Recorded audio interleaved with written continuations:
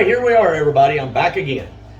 We're going to do more and more and more. Today, since it's a hot topic in my pea brain, I want to make sure I cover a subject because it's hot on the market right now, and that's our little bitty buddy. Remember that little bitty guy about tall in Tiger King? Wore a bandana and a hat and a jacket, 95 fucking degrees outside. We're going to talk about that little bastard today, because I got a few things to put out there about old Jeff Lowe. I want to make sure everybody out here knows, not just Jeff and Laurne Lowe, because one is just as bad as the other. But for right now, just for starters, I want to be able to show everybody what I'm talking about. So I'm going to pop it up and I'm going to pop up a video. Pow! I want y'all to watch this video. It's only a minute and a half long, and it exposes how nasty and disgusting of individuals these two are. This video that you're going to watch is Jeff and Laurne Lowe talking to John Finley, Joe Exotic's ex-husband, after he got in with Amber and they produced a little kid. This little girl is only about 3 years old, 4 years old maybe, we're in this video. Listen to these two disgusting, corrupt, vile individuals talking to this little girl this way.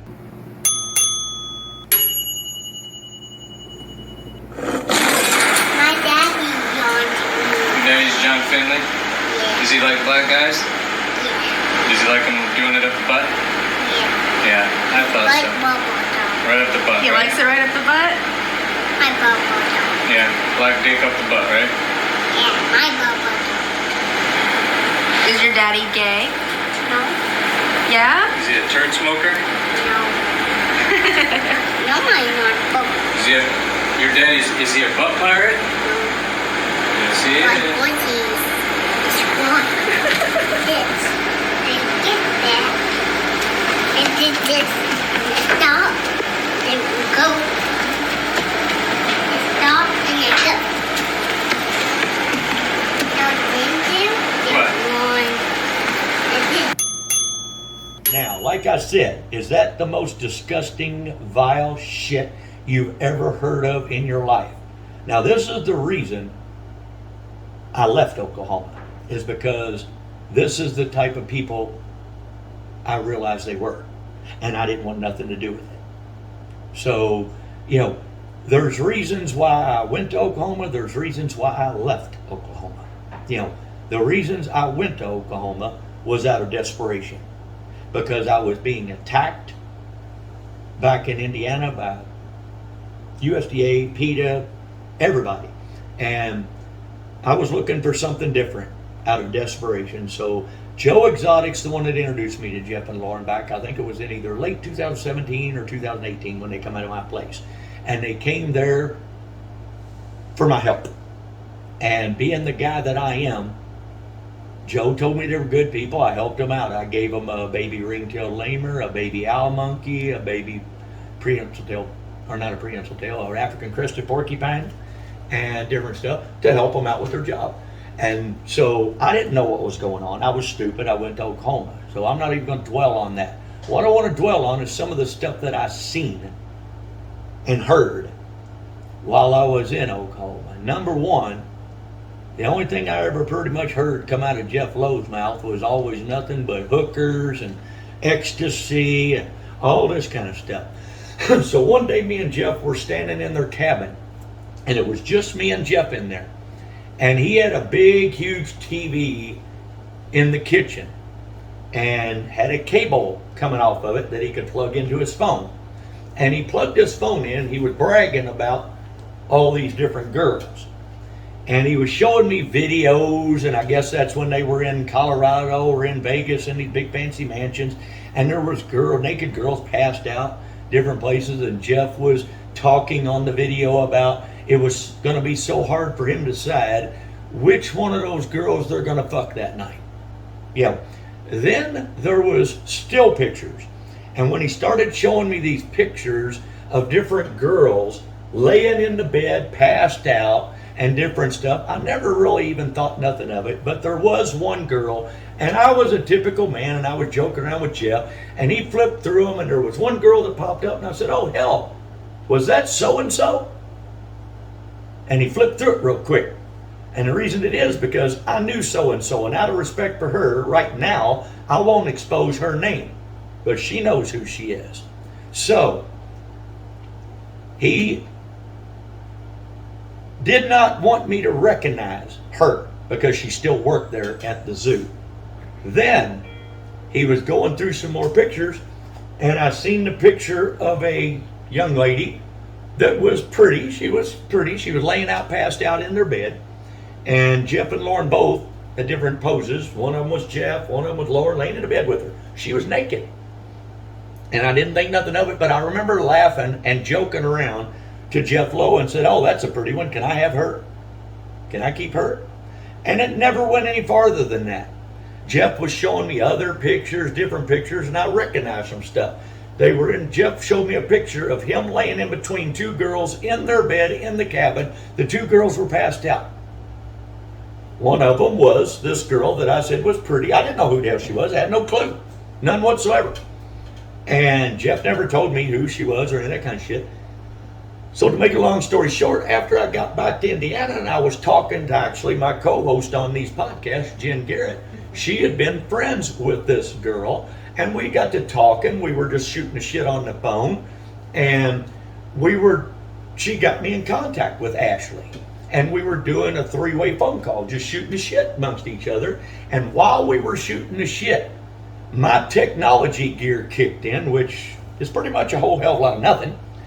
And all I did was, I knew how to look her up, and all I did was went on Facebook. While I was on the phone with Ashley and Jen, I went on the phone and I just looked up her profile on Facebook. And in the little profile picture, a round picture popped up of Ashley's face. And I immediately swallowed my fucking heart because I recognized her as that girl in those pictures. Just because she had a unique way of doing her makeup and different stuff and everything else. So I just recognized her and I was like, oh my God. At that time, I didn't say anything to Jen or Ashley. It probably lasted about 3 or 4 weeks. And we had communicated a couple different times between that. And finally I called Jen because I didn't know what to do. And I said, hey, what do I do with this information I've got? And she was like, what? And I told her, I said, I've seen naked pictures of Ashley from Jeff Lowe. And in those pictures, I told Jen I could identify Ashley. And she asked me how. And I said she has a tattoo on her midsection, not on her belly, but more over off to her side over here. And in the picture that she was in with Jeff and this other unknown girl, I don't know what happened. Don't know if she was raped. Don't know what she was. Both of them were passed out. But both of them had tattoos on their midsection. And Jeff was laying in between them, pointing at the tattoos. That's why I can't tell you what the tattoo was of. But after I spoke to Jen and told her what I had seen, we got Ashley on the phone. And we discussed it with her. Jen talked to her and asked her, do you have a tattoo on your midsection? And she said yes. And I can remember Ashley getting a little upset, wondering how the hell we knew that. And that's when I got on the phone and explained to her what I had seen and told her chances are, just in my opinion, she had been date raped. She went out there as a pretty little girl, which is the only reason Jeff Lowe would have invited her out there. And I don't know what Ashley's story is. I have no clue. I don't care. My opinion is she was sent out there to begin with by Carol Baskins. But that's just my opinion. But that still don't make it right to be date raped if that's what happened. But it's awful weird that she was passed out in Jeff's bed, Jeff and Laurne's bed, taking pictures with Jeff and Laurne as she's passed out without her knowledge, because Ashley knew nothing about it. The only thing I remember Ashley telling me is, well, maybe that makes sense and makes her understand why she had headaches for those few days she stayed in because she stayed in Jeff and Lauren's cabin for like the first 4 days she was there. Then she ended up living and having sex with Alan Glover, the hitman, when they moved her out of their cabin and put her into Alan's trailer with him. So, what it was true, what's true, I don't know. The only thing I know is Jeff and Lauren both, all they ever talked about was hookers, ecstasy, all of this, different girls, this or that. They were so proud of the fact. I mean, when you look at it, they had, what was it, something 69 on the damn compound in the zoo. If anybody seen a pretty girl coming in, it went across the radio as Star 69 or whatever.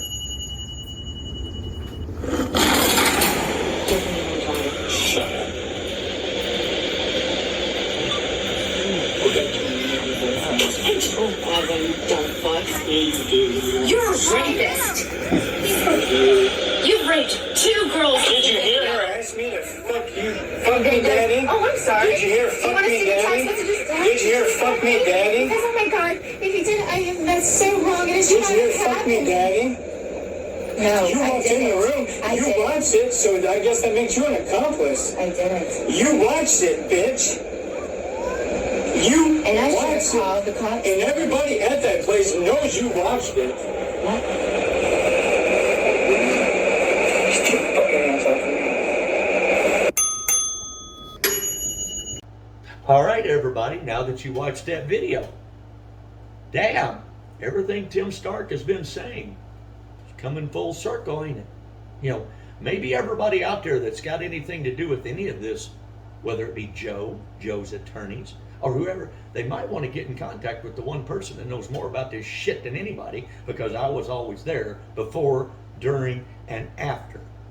Now, why did I leave Oklahoma? Because when I started seeing this corrupt shit, when I go back in my mind in time, I should have had my ass kicked from day one. And that's because I will follow all of this proof up later. And when I do the full Jeff and Lauren podcast, but I can promise you, I have text messages between me and Jeff Lowe where I was supposed to get certain housing when I got out there. There were supposed to be certain things done before I got out there. And the day I arrived, none of that had happened. Nothing.